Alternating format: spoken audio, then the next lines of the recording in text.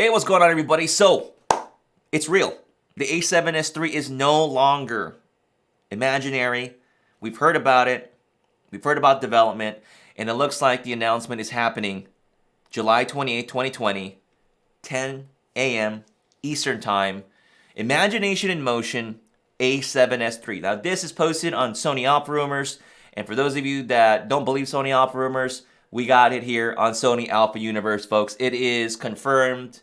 It is no longer imaginary. It's no longer a unicorn. This camera is going to come out in about 2 weeks or so. Well, announced officially in 2 weeks or so. So in this video, we're going to go over the current rumored specs. Again, they're rumored, and we're going to go over that. And then I'll give you my opinions on it. And then again, I'd like to hear your thoughts on certain issues about the camera as well. Okay, so first of all, looking at the specifications here, we're looking at a 12 megapixel sensor with fast readout. I will tell you right now, personally, I don't want the 12 megapixel sensor. I want 24 or higher. But folks out there realize that they're going to target towards video. 12 megapixel makes a lot of sense. We got A7R III, A7R4 if you want higher megapixel options available, which, I mean, I had those cameras. But the 12 megapixel is a little bit of a bummer if that's the case. However, if it's necessary for the fast readout to get really good performance, maybe minimal rolling shutter, then hell, just go ahead and do it. But if they do 24 at least, I would be a happy camper.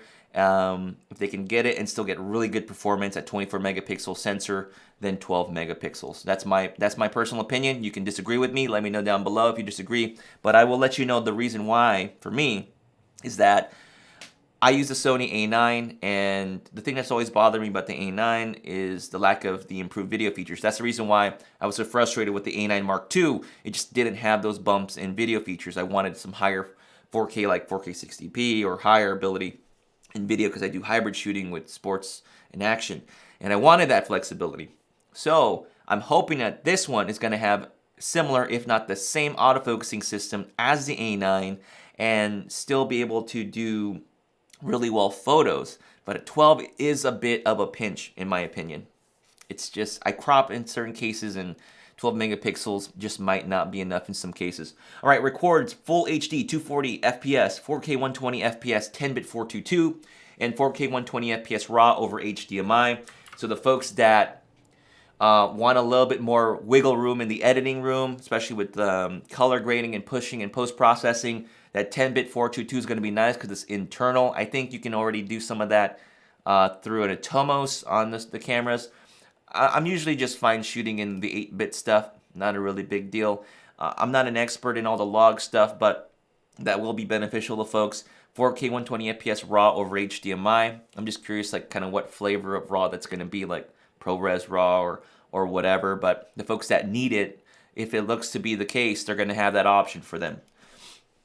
600 megabits per second bit rate, it makes sense. There's going to be more data, and again, more data is going to be great. Hopefully they have different flavors of it so you can get some different options, so you're not running the cards on your camera to full max if you don't need it. But it's great that they're increasing the bitrate options, especially for those 4K 120 FPS options that are assumed to be in the camera.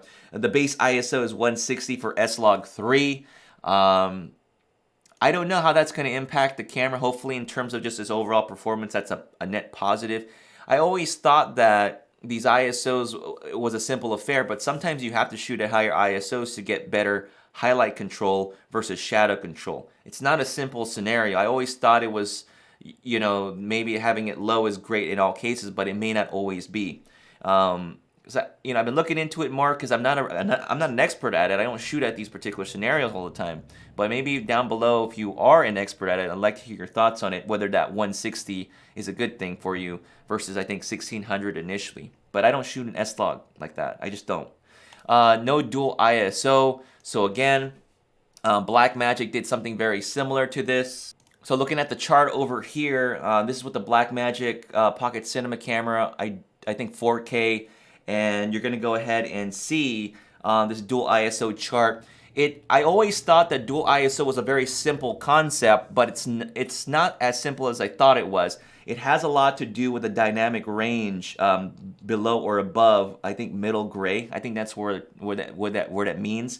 So even if you shot at ISO 100 on the camera, your latitude, you're protected in the shadows, in the darker areas, but not the highlights right here. So if you really wanted to, maybe if you're shooting outdoors where the sky is out, you'd want to shoot at ISO 1000 and you'd have more dynamic range in the highlights than in the shadows. So if your scene is very dark, you want to shoot at ISO 100. If your scene is very bright, you want to shoot at a higher ISO.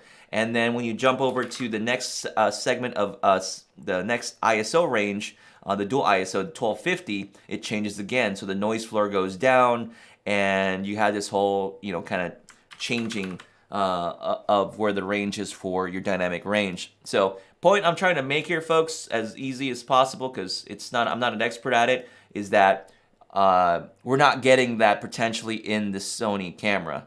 So I wonder what that's going to look like at the end. All right, moving on. Max ISO 409,600. I think that's the same as the A7S II.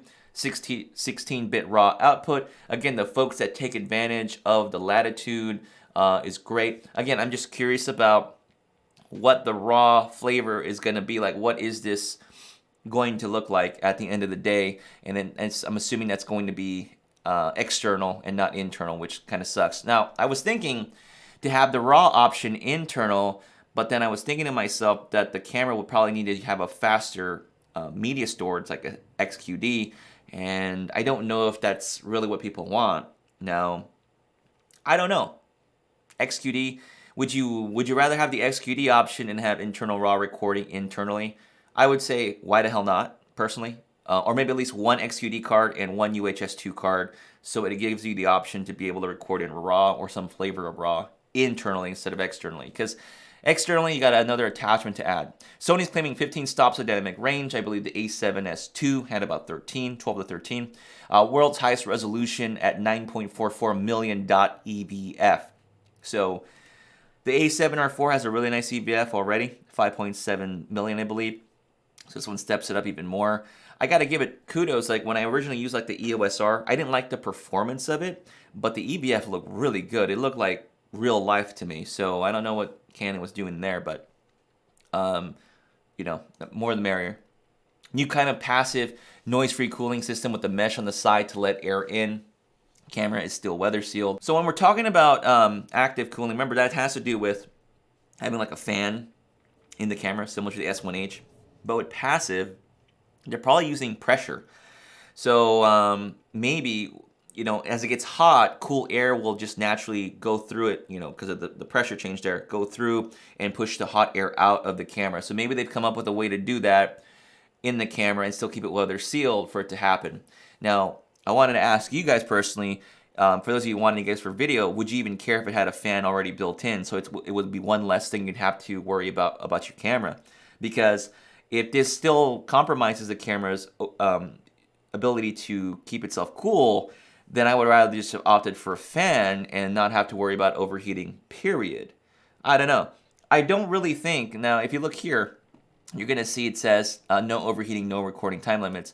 I believe I'm going to bank on the no recording time limits for sure, but them saying no overheating I don't think it's true. I think the camera will still obviously overheat in a really rough environment, but if they're saying the envelope or the prevention of it from overheating is less likely to happen from it overheating, I'm all for that. Now, I do hope that Sony does some documentation as far as the how to push the overheating stuff. That'd be nice to see in this particular presentation coming up. Hopefully, they can put something together to kind of talk about that. Maybe they could take a couple jabs at Canon at this point if they wanted to. If they're for sure the camera's not going to overheat. What's interesting though? I finally realized at the same time there's people with the camera already and they're already using it. I'm not one of them, so. There is what this means is there's people already that have the camera, so they're gonna let us. Hopefully, in their video, they tell us if it overheats. UHS-2 card support, expected that. A7R4 body similar, fully articulating screen like the ZV-1, great. Finally, if they have the articulating screen, fantastic. Just a nice little feature there for video folks. Again, the original rumors was a late July announcement, and it's been confirmed. And then the other rumor was a shipment starting mid-August. Folks, get hyped for this camera. Let me know down below If you are excited about this announcement, we've been waiting forever. I don't know when the rumors started. I could have sworn this discussion about the A7S III has been going on for like the last couple years already. But it's almost here. It is almost here. Again, this is on the Sony Alpha Universe site, so it's going to go down. And wow. You know, I've been out of the loop with camera stuff because I just haven't been excited. You know, everything kind of slowed down a bit, and it just wasn't really piquing my interest. And I just went ahead and just used the gear. You know, I got sick and tired of just following all this stuff, but I'm getting excited again, and I hope you guys are too. Again, we do this out of good fun, and it's just something to keep some distraction going throughout this entire time. So I'm having fun with all of this, folks. I really enjoy your support watching the videos. I know these are some low, pretty simple videos I'm doing, but it's a way for me to just keep up with the YouTube setup here and keep it going and keep me motivated in doing this. Now, really quick before we head on out of this video here, check it out. There is going to be an announcement from Blackmagic Design. It looks like they're going to be updating their Pocket Cinema camera. There's a rumor posted on EOS HD. And they're talking about a potential 6K Pro version. So you already remember the Pocket 6K. There's going to be a Pro version of that camera, full frame potentially. I think if Blackmagic, they do maybe IBIS and some sort of continuous autofocus, and if they can pull it off, they will have knocked that thing out of the park. Now, another cool thing that they could do, you guys remember, there was a tilt-out screen that was done by Tilta, and I think it was originally done by an individual user, and I don't know if they ever collaborated with them or not, but what they did was really smart. They got the flip-out screen, and then they got the M.2 alternate down here in the back of the screen, so you didn't have to do the whole T5 drive or whatever. So maybe they implement that system in their next camera system. That'd be fantastic.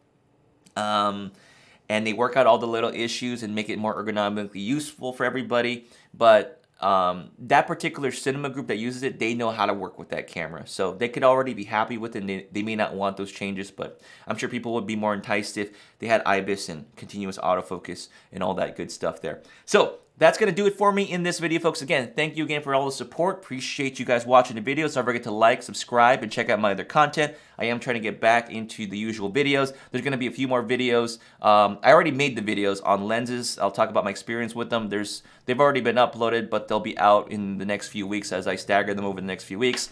So, again, we'll catch you guys maybe in 2 weeks with a live or something like that with this announcement. So we're going to check that out. That's going to do it for me, guys. I'll catch you in the next video. Peace.